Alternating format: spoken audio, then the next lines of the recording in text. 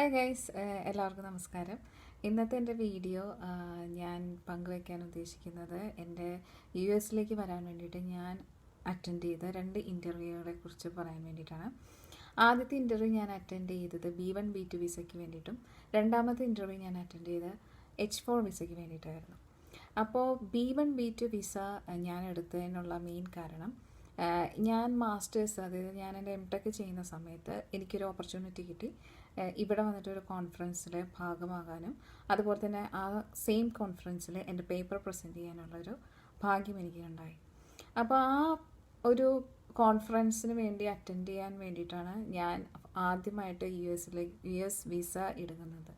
അപ്പോൾ ഞാൻ എടുത്ത വിസയുടെ കാറ്റഗറി വന്നിട്ട് B1 B2 വിസയായിരുന്നു. അതിന് പറയുന്നത് വിസിറ്റർ വിസ അല്ലെങ്കിൽ ബിസിനസ് വിസ എന്നാണ് അതിന് പറയുന്നത്. സോ ഈ വിസ ഇൻ്റർവ്യൂവിന് ഞാൻ പോയ സമയത്ത് എനിക്കിതിനെപ്പറ്റി യാതൊരു അറിവും ഉണ്ടായിരുന്നില്ല. അതിന് എന്തൊക്കെ ക്വസ്റ്റ്യൻസാണ് അവർ ചോദിക്കാൻ പോകുന്നത്, എന്തൊക്കെ ഞാൻ അതിനകത്ത് അറിഞ്ഞിരിക്കണം, എന്തൊക്കെ ഡോക്യുമെൻറ്റ്സ് കൊണ്ടുപോകണം, എല്ലാത്തിനെ പറ്റി എനിക്കൊരു വേഗ് ഐഡിയ മാത്രമേ ഉണ്ടായിരുന്നുള്ളൂ. അപ്പോൾ എനിക്ക് അറിയാവുന്ന വെബ്സൈറ്റുകളൊക്കെ ഞാൻ ഒന്ന് ചെക്ക് ചെയ്തു. ഞാനന്ന് ചെക്ക് ചെയ്തത് IMM ഹെൽപ്പ് എന്ന് പറഞ്ഞ ഒരു വെബ്സൈറ്റും പിന്നെ USCISൻ്റെ ഒരു വെബ്സൈറ്റൊക്കെയാണ് ഞാനന്ന് ചെക്ക് ചെയ്തത്. അപ്പോൾ അത് ബേസ് ചെയ്ത് ഞാൻ ചെക്ക് ചെയ്തിട്ട് അതിനകത്ത് പറഞ്ഞിരിക്കുന്ന ഡോക്യുമെൻറ്റ്സ് എല്ലാം ഞാൻ സ്വരുക്കൂട്ടി. അതുകൂടാതെ എനിക്ക് എൻ്റെ മനസ്സിൽ തോന്നിയ സംശയങ്ങൾ അനുസരിച്ചിട്ട് ഞാൻ വേറെ കുറേ ഡോക്യുമെൻറ്റ്സും ഞാൻ സ്വരുക്കൂട്ടിയിരുന്നു. അങ്ങനെ ഞാൻ വിസ ഇൻ്റർവ്യൂവിന് പോയി. വിസ ഇൻ്റർവ്യൂവിന് അവിടെ ചെന്ന് കഴിഞ്ഞപ്പോൾ എനിക്ക് ഭയങ്കര അത്ഭുതമായിട്ടാണ് തോന്നിയത്. അത് മദ്രാസിലായിരുന്നു. മദ്രാസ് കൺസുലേറ്റിലാണ് ഞാൻ പോയിരുന്നത്. നമുക്കറിയാം ഓൾമോസ്റ്റ് എല്ലാ കേരളൈറ്റ്സും ഓൾമോസ്റ്റ് ഓൾ സൗത്ത് ഇന്ത്യൻസ് എന്ന് വേണമെങ്കിൽ പറയാം. Even from Tamil Nadu and from Kerala എല്ലാ സൗത്ത് ഇന്ത്യൻസും കൂടുതൽ പോകുന്നത് മദ്രാസ് കൺസുലേറ്റിലാണ് ഇൻ്റർവ്യൂവിന് പോകുന്നത്. അങ്ങനെ ഞാൻ അവിടെ ചെന്ന് എൻ്റെ സെക്യൂരിറ്റി ചെക്ക്, അതായത് നമ്മൾ സാധാരണ ഫ്ലൈറ്റിൽ യാത്ര ചെയ്യുന്ന സമയത്ത് സെക്യൂരിറ്റി ചെക്ക് ചെയ്യുന്ന പോലെ തന്നെ സെയിം പ്രൊസീജിയേഴ്സ് ആയിരുന്നു എനിക്ക് അവരവിടെ ചെയ്തത്. അവർ സെക്യൂരിറ്റി ചെക്ക് എല്ലാം കഴിഞ്ഞു. പിന്നെ അതിനുശേഷം അവിടെ നിന്ന് വേറൊരു ബിൽഡിങ്ങിലേക്ക് പോയി. ആ ബിൽഡിങ്ങിലായിരുന്നു ഇൻ്റർവ്യൂസ് നടന്നിരുന്നത്. അവിടെ ചെന്ന് കഴിഞ്ഞപ്പോൾ ഫസ്റ്റ് എൻ്റെ ബയോമെട്രിക്സ് എടുത്തു. ബയോമെട്രിക്സ് എടുത്തതിന് ശേഷം അടുത്തൊരു സ്ഥലത്താണ് അവർ ഇൻ്റർവ്യൂ ചെയ്യാനായിട്ടുള്ള ആളുകളൊക്കെ ഇരുന്നിരുന്നത്. അങ്ങനെ ഞാൻ അവിടെ ചെന്ന് ബയോമെട്രിക്സ് എടുത്ത് കഴിഞ്ഞപ്പോഴാണ് എനിക്ക് ടെൻഷൻ കൂടാൻ തുടങ്ങി. അതായത് അതുവരെ എനിക്കൊന്നും അറിയില്ലാത്തതുകൊണ്ട് പ്രത്യേകിച്ച് ടെൻഷൻസ് ഒന്നും ഉണ്ടായിരുന്നില്ല. അങ്ങനെ ഞാൻ ബയോമെട്രിക്സ് എടുത്ത് കഴിഞ്ഞപ്പോൾ തന്നെ ഞാൻ എൻ്റെ അപ്പുറത്തെ സൈഡിലേക്ക് ഞാൻ എൻ്റെ കണ്ണൊന്ന് ഓടിച്ചു വയ്ക്കും. അപ്പോൾ അവിടെ കുറേ ആളുകൾ ലൈനിൽ നിൽക്കുന്നു. എല്ലാവരും വെൽ ഡ്രസ്ഡാണ്. അപ്പോൾ എനിക്ക് ഈ ഇൻ്റർവ്യൂവിന് പോകുമ്പോൾ ഡ്രസ്സിങ് സ്റ്റൈലിനെ പറ്റിയൊന്നും എനിക്ക് അറിയണ്ടായിരുന്നില്ല. ബിക്കോസ് എൻ്റെ അറിവിൽ ആരും US വിസ മീൻസ് എൻ്റെ ഫാമിലിയിൽ നിന്നോ എൻ്റെ റിലേറ്റീവ്സോ എൻ്റെ ഫ്രണ്ട്സോ ആരും തന്നെ US വിസ എടുത്ത് US വന്ന ആളുകളല്ല. അപ്പോൾ എനിക്കിതിൻ്റെ ഡീറ്റെയിൽസ് ഒന്നും അറിയില്ല. ഞാൻ സാധാ ഒരു ചുരിദാറിട്ട് കയ്യിലൊരു സഞ്ചി വരെയാണ് പിടിച്ചിരുന്നത്, കയ്യിൽ ബാഗ് പോലും അല്ലായിരുന്നു. അങ്ങനെ അവിടെ ചെന്ന് കഴിഞ്ഞ് കഴിഞ്ഞപ്പോൾ ബിൽഡിങ് ഫുള്ള് AC ആണ്. എന്താണെന്നറിയില്ല, ബയോമെട്രിക് കൊടുത്തു കഴിഞ്ഞപ്പോൾ എനിക്ക് ഫുള്ള് ടെൻഷനായതിനു ശേഷം ഞാൻ ആകെ നിന്ന് വേർക്കാൻ തുടങ്ങി AC-യിൽ നിന്നിട്ട്. ടെൻഷൻ നല്ലപോലെ ഉണ്ടായിരുന്നത് എനിക്ക് തോന്നുന്നു ആ സമയത്ത്.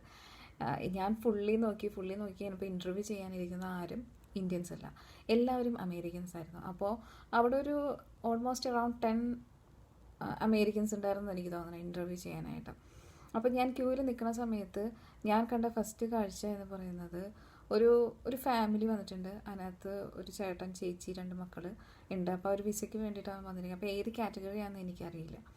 അപ്പോൾ അവർ ഇൻ്റർവ്യൂ ചെയ്യാൻ വേണ്ടി നോക്കുമ്പോൾ അവിടെ ഇൻ്റർവ്യൂ ചെയ്യാനിരിക്കുന്ന ഇൻ്റർവ്യൂവറും അയാളുടെ കയ്യിൽ നിന്ന് ഫസ്റ്റ് പാസ്പോർട്ട് വാങ്ങിച്ചു കഴിഞ്ഞപ്പോൾ അയാൾ വളരെ സന്തോഷത്തോടുകൂടി ഹായ്, ഹൗ ആർ യു, എല്ലാ കാര്യങ്ങളും ചോദിച്ചു. കുട്ടികളെയൊക്കെ ഒന്ന് ഓമനിപ്പിച്ചു, ജസ്റ്റ് ഒന്ന് സംസാരിക്കുകയൊക്കെ ചെയ്തു. എന്നിട്ടാണ് പാസ്പോർട്ടൊക്കെ വാങ്ങിച്ച് ഡോക്യുമെൻറ്റ്സ് എല്ലാം വാങ്ങി എല്ലാം കഴിഞ്ഞ് കഴിഞ്ഞപ്പോൾ അയാൾ പറഞ്ഞു, your visa is not approved, you can apply next time. അപ്പോൾ ഇതിന് എന്താ റീസൺ എന്നൊന്നും ആരും ഒന്നും പറയുന്നില്ല. അപ്പോൾ അവിടെ നിന്ന് ആ ചേട്ടൻ ചോദിച്ചു എന്താ കാരണം, എന്താ റീസൺ, എൻ്റെ വിസ റിജക്റ്റ് ചെയ്യാനുള്ള കാരണം എന്താ. അവിടെ അവർ പ്രത്യേകിച്ച് കാരണങ്ങളൊന്നും പറയില്ല. അതാണ് അവിടുത്തെ മെയിൻ ഇത് ഒരു ഒരു ഒരു ഇതായിട്ട് ഞാൻ കണ്ടത്. കാരണം എന്തുകൊണ്ടാണ് വിസ റിജക്റ്റ് ആയതിന് അതിനൊരു റീസൺ ഇല്ല. അവരൊന്നില്ലെങ്കിൽ വിസ റിജക്റ്റ് ആയി വിസ അവർക്ക് അപ്രൂവ് ചെയ്യാൻ പറ്റാത്തൊരു കണ്ടീഷൻ വന്നു കഴിയുമ്പോൾ ഒരു ബ്ലൂ കളറിലുള്ളൊരു ഫോമും അല്ലെങ്കിൽ ഒരു പിങ്ക് കളറിലുള്ളൊരു ഫോമാണ് തരാം. അതിനർത്ഥം അങ്ങനെ ഒരു ഫോം തരാനർത്ഥം അവർ അതങ്ങനെ തരുന്നതിനർത്ഥം ചിലപ്പോൾ അവർ പാസ്പോർട്ട് വാങ്ങിച്ച് വെച്ചിട്ടുണ്ടാവും, ചിലപ്പോൾ അവർ പാസ്പോർട്ട് നമുക്ക് തിരിച്ചു തരും. ഇപ്പോൾ പാസ്പോർട്ട് നമ്മുടെ കയ്യിൽ വാങ്ങിച്ച് വിസ അപ്രൂവ് ആയിട്ടില്ല എന്ന് നമ്മളടുത്ത് പറയാമെന്ന് വെച്ച് കഴിഞ്ഞാൽ അവർ ഈ 2 ഫോം തരും. ഫോം തന്നതിന് ശേഷം അവരൊരു ബാക്ക്ഗ്രൗണ്ട് ഇൻവെസ്റ്റിഗേഷൻ അവർ നടത്തും. ആ ബാക്ക്ഗ്രൗണ്ട് ഇൻവെസ്റ്റിഗേഷൻ അറൗണ്ട് ഒരു 1 മന്ത് ഉണ്ടാവും.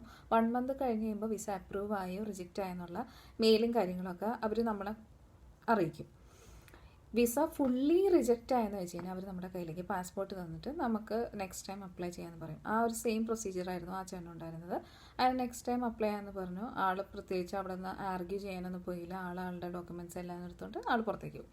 പിന്നെ അവിടെ നിന്ന് സെക്യൂരിറ്റി വന്നിട്ട് പറഞ്ഞു ആരൊക്കെ ആരൊക്കെ B1 B2 വിസയ്ക്ക് അപ്ലൈ ചെയ്തിട്ടുണ്ടോ അവരെല്ലാവരും വലതുവശത്തേക്ക് മാറി നിൽക്കുക.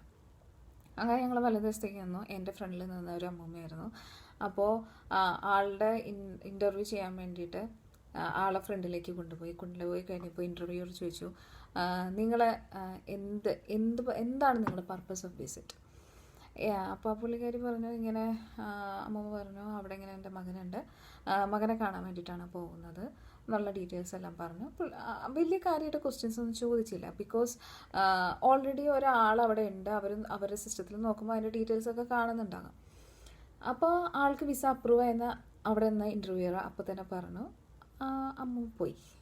നെക്സ്റ്റ് കാൻഡിഡേറ്റ് ഞാനാണ്. ഞാൻ അവിടെ ചെന്ന് കയറി നിന്ന് കഴിഞ്ഞപ്പോൾ അയാൾ എൻ്റെ അടുത്ത് ഫസ്റ്റ് ചോദിച്ചു ഗിവ് മീ യുവർ പാസ്പോർട്ട്. ഞാൻ പാസ്പോർട്ട് കൊടുത്തു. പാസ്പോർട്ട് കൊടുത്തു കഴിഞ്ഞിട്ട് ആൾ ചോദിച്ചു what's a purpose of your visit. അപ്പോൾ ഞാൻ പറഞ്ഞു ഞാനിങ്ങനെ ഒരു കോൺഫറൻസ് അറ്റൻഡ് ചെയ്യാൻ പോകുന്നതാണ്, എനിക്ക് അവിടെ ഒരു പേപ്പറും കൂടെ പ്രസൻറ്റ് ചെയ്യാനുണ്ട്. അപ്പോൾ ആൾ ചോദിച്ചു ഷോ മീ യുവർ പേപ്പർ. അപ്പോൾ ഞാൻ പേപ്പർ കാണിച്ചു കൊടുത്തു. പേപ്പർ അയാൾ തലങ്ങും വിലങ്ങും ഒക്കെ തിരിച്ച് മറിച്ചൊക്കെ നോക്കി കഴിഞ്ഞപ്പോൾ ആൾ ചോദിച്ചു okay you are PhD student. അപ്പോൾ ഞാൻ പറഞ്ഞു ഞാൻ PhD സ്റ്റുഡൻ്റ് അല്ല, ഞാനിവിടെ മാസ്റ്റേഴ്സ് ചെയ്യാണ്. ഏത് ഫീൽഡിലാണ് മാസ്റ്റേഴ്സ് ചെയ്യുന്നതെന്നൊക്കെ ചോദിച്ചു. ഞാൻ പറഞ്ഞു ബയോമെഡിക്കലിലാണ് ഞാൻ മാസ്റ്റേഴ്സ് ചെയ്യുന്നത്. അതിൻ്റെ ഡീറ്റെയിൽസൊക്കെ പറഞ്ഞു. ആ ചോദിക്കുന്നതിൻ്റെ ഒപ്പം തന്നെ അവിടെ നിൽക്കുന്ന ഇൻ്റർവ്യൂവർ അവരുടെ സിസ്റ്റത്തിനകത്ത് എല്ലാ ഡീറ്റെയിൽസും എൻ്റർ ചെയ്യുന്നുണ്ടായിരുന്നു. അങ്ങനെ ഏകദേശം ഒരു 5-6 മിനിറ്റ് ഇൻ്റർവ്യൂ ഉണ്ടായിരുന്നു. ആ 5-6 മിനിറ്റ് കൊണ്ട് ഞാൻ അനുഭവിച്ചൊരു ടെൻഷൻ എൻ്റെ ജീവിതത്തിൽ ഇത്രയും ടെൻഷൻ ഞാൻ ഒരിക്കലും അനുഭവിച്ചിട്ടില്ല. US വിസയുടെ ഇൻ്റർവ്യൂവിന് പോകുന്ന സമയത്ത് ആ ടെൻഷൻ പോലെ ഒരിക്കലും വേറെ എനിക്കൊരു ടെൻഷൻ ഉണ്ടായിട്ടില്ല. അങ്ങനെ കുറച്ച് കഴിഞ്ഞപ്പോൾ ആൾ ചിരിച്ചിട്ട് എൻ്റെ അടുത്ത് പറഞ്ഞു യുവർ വിസ ഈസ് അപ്രൂവ്ഡ്. ഓഹ്, അന്നേരം എൻ്റെ മനസ്സിലുണ്ടായ ഒരു സന്തോഷം അത് എനിക്ക് വേർഡ്സിലൂടെ എനിക്ക് എക്സ്പ്രസ് ചെയ്യാൻ പറ്റില്ല. എന്തിനാണ് സന്തോഷം എന്ന് എനിക്കറിയില്ല. ഞാൻ അത്രയും നേരം അനുഭവിച്ച ടെൻഷൻസ്, എത്രമാത്രം എമൗണ്ട് ടെൻഷൻ ഞാൻ അനുഭവിച്ച ആ full tension converted into my സന്തോഷം. അതാണ് അന്നേരം ഉണ്ടായത്.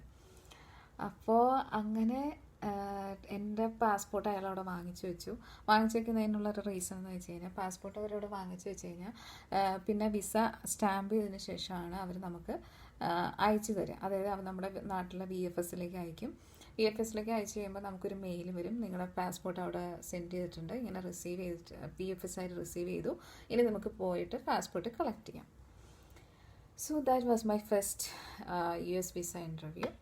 പിന്നെ സെക്കൻഡ് US വിസ ഇൻ്റർവ്യൂ എന്ന് പറയുന്നത് അതെൻ്റെ മാരേജിന് ശേഷമായിരുന്നു. എൻ്റെ മാരേജിന് ശേഷം ഞാൻ എൻ്റെ H4 വിസ ഇൻ്റർവ്യൂവിനാണ് പോയത്. ഓൾമോസ്റ്റ് എനിക്ക് തോന്നുന്നു കുറച്ച് പേർക്കെങ്കിലും അറിയാമായിരിക്കും നമ്മുടെ നാട്ടിൽ H1B വിസ എന്ന് പറയുന്ന ഒരു വിസ കാറ്റഗറി. അതെന്ന് പറയുന്നത് ഒരു ടെമ്പററി വർക്ക് വിസ കാറ്റഗറിയാണ്. അപ്പോൾ എൻ്റെ ഹസ്ബൻഡിന് ആ വിസ കാറ്റഗറി ആയിരുന്നു. അപ്പോൾ ആ വിസ ഹോൾഡ് ചെയ്യുന്ന ഹോൾഡർ ആരും അവരുടെ സ്പൗസിന് കിട്ടുന്ന വിസയാണ് H4 വിസ. അപ്പോൾ ഞാനങ്ങനെ H4 വിസയ്ക്ക് വേണ്ടിയിട്ടുള്ള ഇൻ്റർവ്യൂവിന് പോയി. അവിടെ ചെന്ന് കഴിഞ്ഞപ്പോൾ കാര്യം ഞാൻ ഫസ്റ്റ് വിസ ഇൻ്റർവ്യൂവിന് പോയപ്പോൾ ടെൻഷൻ ഉണ്ടായെങ്കിലും ആ ഒരു എമൗണ്ട് ടെൻഷൻ അത്രയും എനിക്ക് ഇതിനുണ്ടായോന്ന് ചോദിച്ചാൽ മേ ബി 1% കുറവായിരിക്കും. കാരണം എനിക്ക് അതിനകത്തെ കാര്യങ്ങൾ ഏകദേശം ഒരു പിടിപാടൊക്കെ ഉണ്ട്. അപ്പോൾ രണ്ടാമത്തെ ഇൻ്റർവ്യൂവിന് ചെന്ന് എൻ്റെ ബയോമെട്രിക്സ് എടുത്തില്ല, ബിക്കോസ് ഓൾറെഡി 2015 എൻ്റെ ബയോമെട്രിക്സ് എടുത്താണ്. അപ്പോൾ ഞാൻ ഈ വിസ ഇൻ്റർവ്യൂവിന് പോകുന്നത് 2017 17 മാർച്ച്.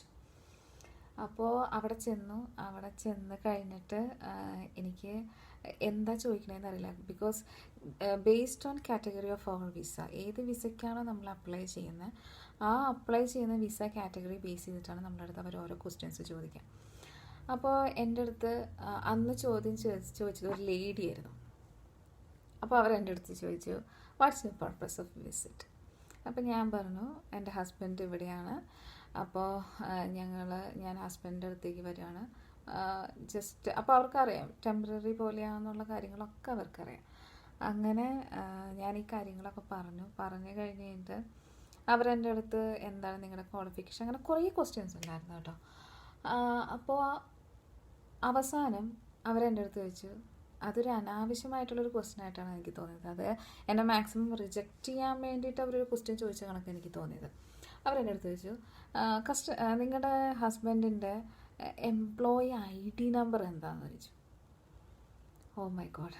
അപ്പോൾ ഞാൻ അന്നേരം എൻ്റെ മനസ്സിൽ എൻ്റെ ഹസ്ബൻഡിൻ്റെ അമ്മയോട് 1000 നന്ദി പറഞ്ഞു. കാരണം അന്ന് ഇൻ്റർവ്യൂവിന് പോണേക്ക് തൊട്ട് മുന്നേ ഞങ്ങൾ ഹോട്ടൽ റൂമിൽ നിന്ന് ഇറങ്ങണേക്ക് തൊട്ട് മുന്നേ എൻ്റെ കൂടെ അച്ഛനമ്മയാണ് വന്നത്, അച്ഛൻ്റെ അച്ഛനമ്മയാണ് വന്നത്. അപ്പോൾ അമ്മ എൻ്റെ അടുത്ത് പറഞ്ഞു, എല്ലാം ഒന്നുകൂടെ ഒന്ന് റെഫർ ചെയ്തോ, അതായത് ജസ്റ്റ് ഒരു എക്സാമിന് പോകുന്നത് പോലെ അമ്മ എൻ്റെ അടുത്ത് പറഞ്ഞു, ജസ്റ്റ് എല്ലാം ഒന്ന് റെഫർ ചെയ്തോ, ഒന്നുകൂടെ ഒന്ന് മറച്ചു വയ്ക്കുക.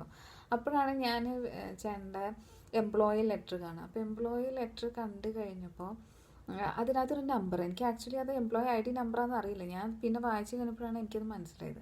അപ്പോൾ ഞാൻ നമ്പർ നോക്കി കഴിഞ്ഞപ്പോൾ ഞാൻ നോക്കിയപ്പോൾ ഒരു ഫാൻസി നമ്പർ പോലെ എനിക്ക് തോന്നി.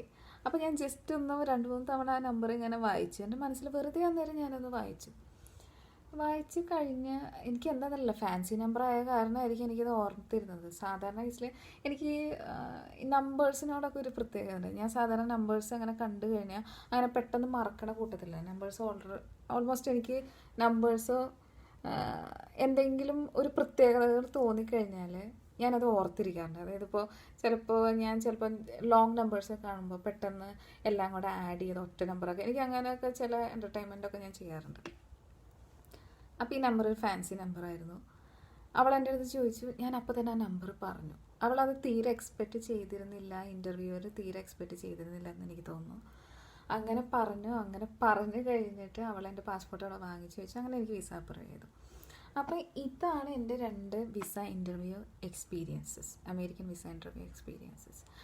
അപ്പോൾ എന്താ പറയുക, ഇത് ചിലപ്പോൾ ലക്കാന്ന് പറയാം, ചിലപ്പോൾ ലക്ക്, എനിക്കറിയില്ല ലക്കിൻ്റെ ബേസിലാണ് കാര്യങ്ങൾ അവിടെ നടക്കണതെന്ന് എനിക്കറിയില്ല. എനിക്കൊരു കാര്യം തോന്നിയിട്ടുള്ളത്, നമ്മുടെ കയ്യിൽ എല്ലാ ഡോക്യുമെൻസും, അവർ പറഞ്ഞിരിക്കുന്ന എല്ലാ ഡോക്യുമെൻസും ഉണ്ടെങ്കിൽ ഒരു 99.9% അവർ റിജക്റ്റ് ചെയ്യാനുള്ള ചാൻസ് ഇല്ല. അതുകൂടാതെ ഇപ്പം അവർ ചോദിക്കുന്ന ഡോക്യുമെൻറ്റ്സ് ഇല്ലെങ്കിൽ അവർ റിജക്റ്റ് ചെയ്യാം. കാരണം ഞാൻ എൻ്റെ 2ാമത്തെ ഇൻ്റർവ്യൂവിന് പോയപ്പോൾ എൻ്റെ ഫ്രണ്ടിൽ നിന്നത് ഒരു ഹസ്ബൻഡ് ആൻഡ് വൈഫായിരുന്നു. അവരുടെ കയ്യിൽ എനിക്കറിയില്ല പേപ്പേഴ്സ് ഉണ്ടായിരുന്നോ ഇല്ലായിരുന്നോ എന്ന്.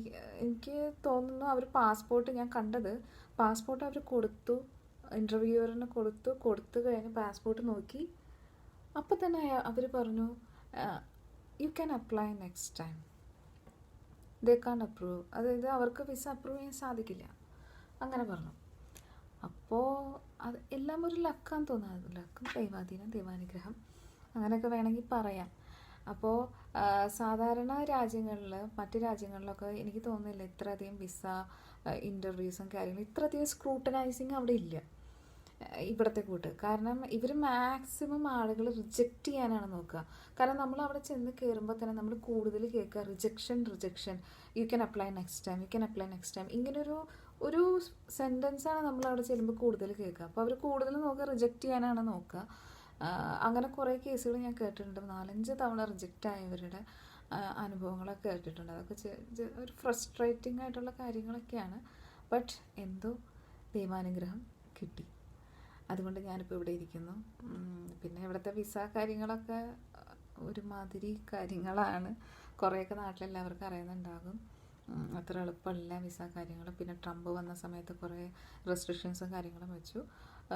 ബട്ട് ഇപ്പോൾ ബൈഡൻ അഡ്മിനിസ്ട്രേഷൻ വന്നതിന് ശേഷം അവർ കുറേ മാറ്റങ്ങളൊക്കെ വരുത്തുന്നുണ്ട്. സോ ഹോപ്പ്ഫുള്ളി നാട്ടിൽ നിന്ന് കുറേ പേർക്കൊക്കെ ഇവിടെ വരാൻ സാധിക്കുമെന്ന് ഞാൻ വിചാരിക്കുന്നു. അങ്ങനെ സാധിക്കട്ടെ. അപ്പോൾ ഇന്നത്തേക്ക് ഇത്ര മാത്രം. ഇനി അടുത്തൊരു വീഡിയോയുമായി ഞാൻ വേഗം തന്നെ വരുന്നതായിരിക്കും. എന്തെങ്കിലും കമൻസും കാര്യങ്ങളും ഉണ്ടെങ്കിൽ അത് കമൻറ്റ് ബോക്സിൽ പറയുക. എന്തെങ്കിലും സജഷൻസ്, അതായത് ഞാനിപ്പോൾ വിസേനെ പറ്റി കൂടുതൽ പറയണം, കൂടുതൽ സംസാരിക്കണം എന്നുണ്ടെങ്കിൽ അതും കമൻറ്റ് ബോക്സിൽ അറിയിക്കുക. അതിനനുസരിച്ച് ഞാനൊരു വീഡിയോ തയ്യാറാക്കുന്നതായിരിക്കും. അപ്പോൾ ടേക്ക് കെയർ, ബൈ.